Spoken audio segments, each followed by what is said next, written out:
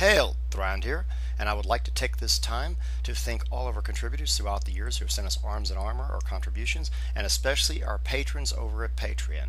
What I've done is uploaded all the raw footage of our trip to Arms and Armor and the Oakshot Institute, where we got to see exceptionally well-made reproductions of originals and handle the original blades themselves.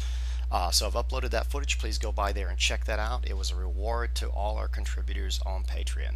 I would like to bring up a new Kickstarter project. It's not mine. It's Andrew's, or Demo Man Chaos, as most people know him. He has a YouTube channel, and he's put up a Kickstarter program to make a Khopesh. He just recently received a Egyptian Khopesh from Neil Burridge. And he loves the weapon. He loves it. He thinks it's one of the nicest swords he's ever seen. He doesn't understand why it went out of use and it was never used again.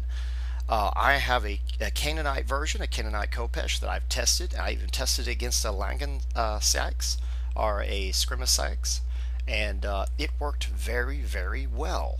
It kept up with it, even though it's an old bronze blade and not modern steel, such as the one made by West Beam.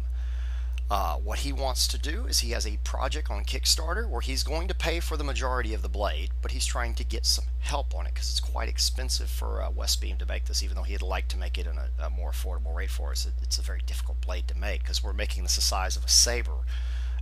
So the whole idea is, what if something like this came back around fashionable during like the Napoleonic era, and people were to have carried them? I think they're considering maybe a basket hilt of some sort, like might have been used at the era on a saber. Sounds very entertaining to me. We'll see what they come up with on the actual hilt, but the blade, I think, has been laid out, and it's going to be a collaboration project where I actually test the blade here in Corpus Christi, Texas, and then Andrew's going to get the blade and do his evaluation and testing as well. And I'll leave it to him and his words from here on out, and his explanation. If you can find a blacksmith, I'll pay for the sword, you test it, and then once all the testing is done, it'll come to me, and there we go. So, he actually did find a blacksmith, because we were wondering what a full-length steel Khopesh could do. And he found none other than Wes Beam, the guy who made the Langsacks that he tested the bronze Khopesh against. So after conversing with him, we came up with the price, and we decided to put half of it onto this Kickstarter.